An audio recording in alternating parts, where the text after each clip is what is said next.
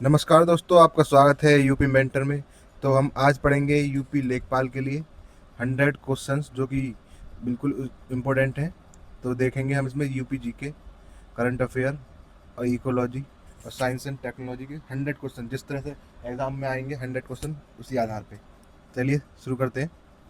तो इसमें UP GK, ग्रामीण विकास, भूमि मापन योजना समिति, इतिहास, भूगोल, विज्ञान, पर्यावरण और करंट अफेयर हम देखने जा रहे हैं।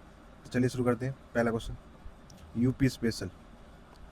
18वीं सदी में स्वतंत्र अवध की स्थापना किसने की थी?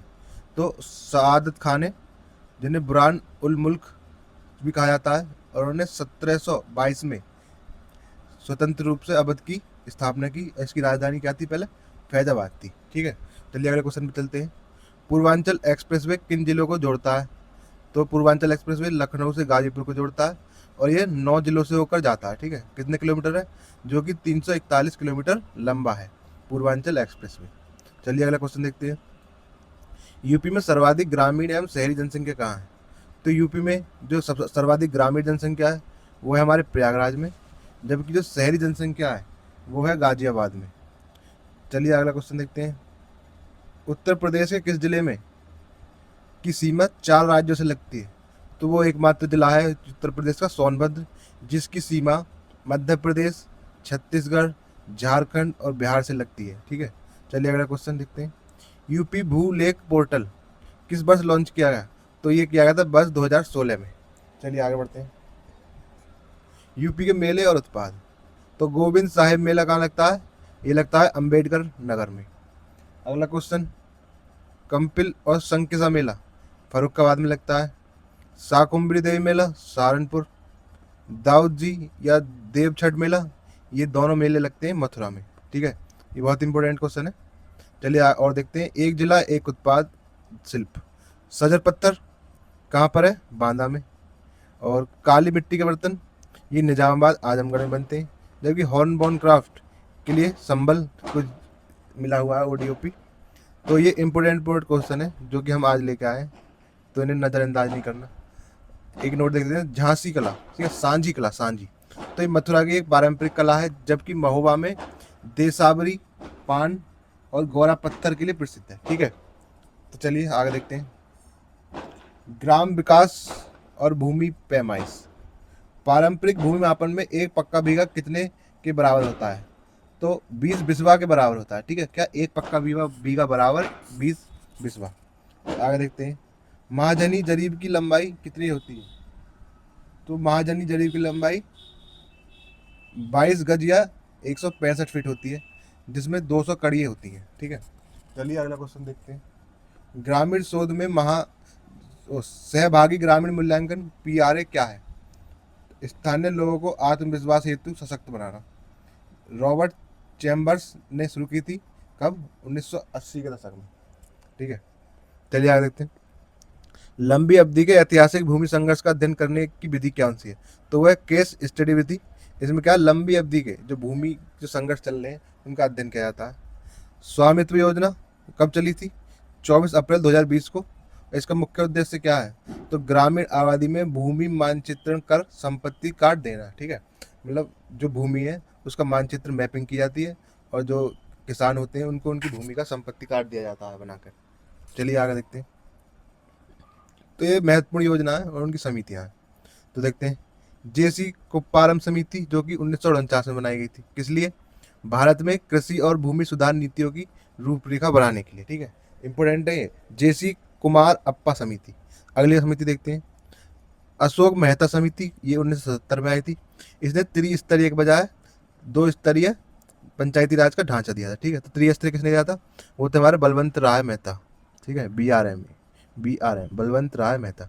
और 2 स्तरीय की बात करें तो अशोक मेहता। तो चलिए अगला क्वेश्चन देखते हैं।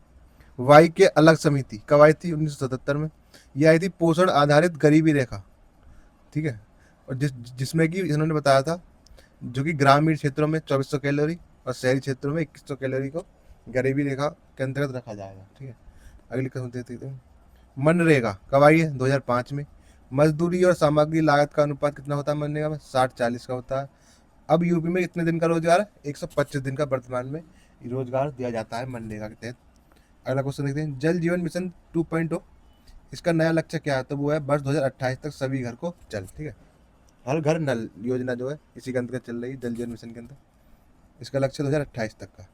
चलिए आगे देखते हैं, देख लेते हैं हम इतिहास और प्रमुख आंदोलन। तो क्वेश्चन है, बटाईदारों की रक्षा के लिए बरगा आंदोलन 1978 में कहाँ शुरू हुआ? तो वो हुआ था पश्चिम बंगाल में, ठीक है। अगला क्वेश्चन देखते हैं, भूदान आंदोलन 1951 में आचार्य विनोबा भावे ने कहाँ से शुरू किया? तो ये पोचमपल्ली जो कि तेलंगाना का एक जिला है, वहाँ से शुरू किया था विनोबा भावे जी ने। चलिए आगे देखते हैं, इटावा पायलट प्रोजेक्ट 1948 में शुरू हुआ है, किसके द्वारा किया गया? तो वो थे अल्बर्ट मेयर साहब, ठीक है, इन्होंने टावा पायलट प्रोजेक्ट चलाया। फिर देख लेते हैं अगला क्वेश्चन, 1930 का कनिम्बिंग सर्कुलर किससे संबंधित था? तो छात्रों को राजनीतिक में भाग लेने से रोकने के लिए, ठीक है, इसलिए आया कनिंघम सर्कुलर, जो छात्र हैं उनको राजनीति से भाग लेने रोकने के लिए आया था। अब देखते हैं यहाँ एक फैक्ट, काकोरी ट्रेन एक्शन कब हुआ था? 1925 में। और जो प्रमुख जो स्वतंत्र सेनानी जिनको फांसी दी गई थी इसमें, उसकी एक वो देख लेते हैं। तो बिस्मिल राम प्रसाद बिस्मिल को कहाँ दी गई थी? गोरखपुर में। अशफाक उल्ला खान को कहाँ दी गई थी? फैजाबाद में। रोशन सिंह को नैनी में, और राजेंद्र लाहिड़ी को गोंडा में दी गई थी, ठीक है। तो ये इंपॉर्टेंट है, आ जाते हैं, वेरी वेरी इंपॉर्टेंट है, किसको कहाँ फांसी दी गई। चलिए आगे बढ़ते हैं, भूगोल और आपदा प्रबंधन, डिजास्टर मैनेजमेंट। अगुलहास और मोजाम्बिक जलधाराएं कहाँ बहती हैं? तो अगुलहास ये हिंद महासागर की गर्म जलधाराएं, ठीक है। कौन कौन सी? अगुलहास और मोजाम्बिक, हमारे जो हिंद महासागर है, इंडियन ओशन, उसी की वो है गर्म धाराएं, जबकि कौन सी? मोजाम्बिक और अगुलहास, ठीक है। चलिए अगले क्वेश्चन, मैदानी इलाकों में हीट वेव्स लू का मापदंड क्या है? ठीक है, तो तापमान 40 डिग्री पार होने पर, और तटीय क्षेत्र में 37 डिग्री पार होने पर, और जबकि पहाड़ी क्षेत्र में 30 डिग्री। तो ये एक तरह का पैमाना है जिससे पता पड़ता है कि हाँ भाई जो हीट वेव्स है लू चल रही हैं अब, ठीक है। चलिए आगे देखते हैं, संयुक्त राष्ट्र का सेंडाई फ्रेमवर्क जो कि 2015 में आया, 2015 से 30 के लिए था, जैसे किससे संबंधित है? तो वो था आपदा जोखिम न्यूनीकरण, ठीक है, डिजास्टर रिस्क रिडक्शन से। तो इम्पोर्टेंट सवाल है सेंडाई फ्रेमवर्क का, 2015 में आया, तो 30 तक इसको, 30 तक के लिए, ठीक है। राज्य आपदा प्रबंधन प्राधिकरण एसडीएमए का अध्यक्ष कौन होता है? तो मुख्यमंत्री, जो राज्य के मुख्यमंत्री होते हैं वही एसडीएमए राज्य आपदा प्रबंधन प्राधिकरण के अध्यक्ष होते हैं। ये किस में लिखा गया? ये धारा 14 में लिखा गया। और इसकी कार्यकारी समिति के कौन होते हैं? वो होते हैं मुख्य सचिव, ठीक है। वर्तमान में कौन सा भारतीय वेटलैंड मॉन्ट्रो रिकॉर्ड में शामिल है? तो वह लोकटक झील, ये किस में शामिल है? मॉन्ट्रो रिकॉर्ड में। इंपॉर्टेंट है क्वेश्चन। अब देखते हैं हम पर्यावरण और पारिस्थितिक इकोलॉजी। खाद्य श्रृंखला में हानिकारक विषाक्त पदार्थों के संचयन को क्या कहते हैं? तो इसे कहते हैं हम जैव आवर्धन, बायोमैग्निफिकेशन, ठीक है। चलिए अगला क्वेश्चन देखते हैं, बायोमैग्निफिकेशन, जैव आवर्धन। बायो रेमेडिएशन क्या है? तो ये सूक्ष्म जीवों का उपयोग करके पर्यावरण प्रदूषण को साफ करना, ठीक है। तो पर्यावरण प्रदूषण को साफ करना सूक्ष्म जीवों को उपयोग करके, वो कहलाता है बायो रेमेडिएशन। चलिए अगला क्वेश्चन, माइक्रोप्लास्टिक्स क्या आकार कितना होता है? ठीक है, तो माइक्रोप्लास्टिक्स का आकार 5 mm से कम होता है। अगला क्वेश्चन, कृषि कचरे को ठोस पदार्थ में बदलने की प्रक्रिया क्या है? तो ग्रीन कोल जो कि टॉरफैक्स द्वारा होता है, एक तरह का कोयला होता है। चलिए अगला क्वेश्चन है, COP 2026 में भारत ने किस वर्ष तक नेट जीरो उत्सर्जन का लक्ष्य रखा है? तो कब तक? 2070 तक नेट जीरो का लक्ष्य रखा है इंडिया ने, ठीक है। चलिए आगे बढ़ते हैं, अब हम पढ़ेंगे विज्ञान और प्रौद्योगिकी। CRISPR क्रिस्पर केस 9 तकनीक का मुख्य रूप से किससे जुड़ा है? तो ये किससे जुड़ा है?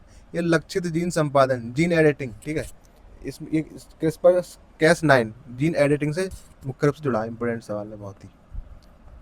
अगला क्वेश्चन, परमाणु रिएक्टर में मंदक का कार्य क्या है? तो न्यूट्रॉनों की गति को कम करना, जिसमें किसका यूज करते हैं मंदक के रूप में? D2O और ग्रेफाइट का यूज। D2O क्या है? ठोस कार्बन डाइऑक्साइड है, ठोस कार्बन डाइऑक्साइड, ठीक है, D2O। चलिए अगला क्वेश्चन देखते हैं, पेटेंट की एवरग्रीनिंग क्या है? तो मामूली बदलाव करके पेटेंट की अवधि 20 वर्ष होती है, तो 20 वर्ष को अवैध रूप से बढ़ाना ही क्या कहलाता है? एवरग्रीनिंग, ठीक है। अब देखते हैं अगला क्वेश्चन, CDAC द्वारा विकसित सुपर कंप्यूटर जो परम शिवाय है कहाँ स्थापित किया गया है? तो ये IIT BHU जो बनारस है उसमें स्थापित किया गया है, परम शिवाय। इंपोर्टेंट है। द्वैध अनुपयोगी तकनीक, डुअल यूज टेक्नोलॉजी क्या है? जिसका नागरिक और सैन्य दोनों उपयोग हो। तो ये क्या है? एक प्रकार ड्रोन है ये, जिसमें नागरिक और सैन्य दोनों तरह का उपयोग कर सकते हैं। अब देख लेते हैं हम करंट अफेयर।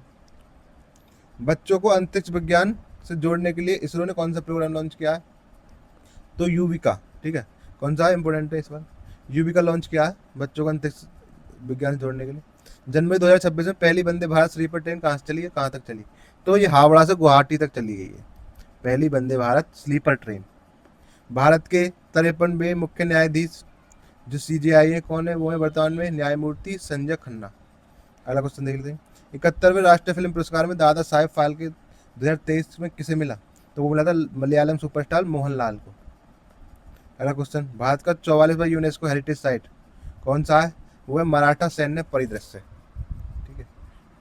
जिसमें कि कितने किले शामिल किए गए? 12 किले शामिल किए गए, जिसमें कि 11 जो है ये उसमें है महाराष्ट्र में, और एक जिला है, एक किला ये है तमिलनाडु में, ठीक है। तो टोटल 12 किले इसमें शामिल किए गए मराठा सैन्य परिदृश्य में। चलिए अगले आगे पढ़ते हैं। WHO ने हाल ही में किस देश को ट्रैकोमा मुक्त घोषित किया है? तो ये है सेनेगल, जैसे 2025 में, और लीबिया 2026 में, ठीक है। और जो भारत है 2017 में, इन्हें ट्रैकोमा घोषित किया गया, ट्रैकोमा मुक्त, ठीक है, सेनेगल और लीबिया को। जबकि भारत कब हुआ था? 2017 में। विजय हजारे ट्रॉफी 2025-26 किसने जीती? तो विदर्भ ने सौराष्ट्र को 38 रन से हराकर विजय हजारे 25-26 जीती है, ठीक है, 2025-26 की, इसने विदर्भ ने। चलिए आगे बढ़ते हैं। US ओपन 2025 में पुरुष और महिला एकल खिताब किसने जीता? तो US ओपन 2025 तो पुरुष में है हमारे अल्कराज, कार्लोस अल्कराज, जबकि महिला में आर्याना सवालेगा। तो इम्पोर्टेंट सवाल है, बिल्कुल पूछा जाता है। तो US open 2025 Alcaraz, Carlos Alcaraz और आर्याना सवालेगा। संयुक्त राष्ट्र जल संधि ग्रहण करने वाला दक्षिण एशियाई देश कौन सा है? तो वो बांग्लादेश, ठीक है। अगला क्वेश्चन, भारत और मंगोलिया के बीच नोमैडिक एलिफेंट अभ्यास 2025 कहाँ हुआ? तो उलान बटोर मंगोलिया में ही हुआ, ठीक है। तो मंगोलिया और भारत के बीच में कौन सा होता है? Nomadic elephant. Important question. चलिए आगे देखते हैं। तो हमारे यहाँ 100 क्वेश्चन हो गए, और आप कमेंट करके जरूर बताएं आपके 100 में से कितने सही गए, ठीक है। तो लगातार अभ्यास ही सफलता की कुंजी है। तो हर समय क्या है? रिविजन जरूर करें। टॉपर वो नहीं जो सब कुछ पढ़ता है, टॉपर वो है जो हर चीज़ का बार बार रिवीजन करता है, ठीक है। तो रिवीजन करना बहुत इंपॉर्टेंट हो जाता है। तो सभी को ऑल द बेस्ट मेरी तरफ से लेखपाल 2025 के लिए। तो धन्यवाद। अगर वीडियो अच्छी लगी तो लाइक करना और चैनल को ज़रूर सब्सक्राइब करना, क्योंकि इसी तरह की वीडियो लगातार आती रहेंगी आपको बूस्टअप करने के लिए और आपका रिवीजन कराने के लिए। तो धन्यवाद।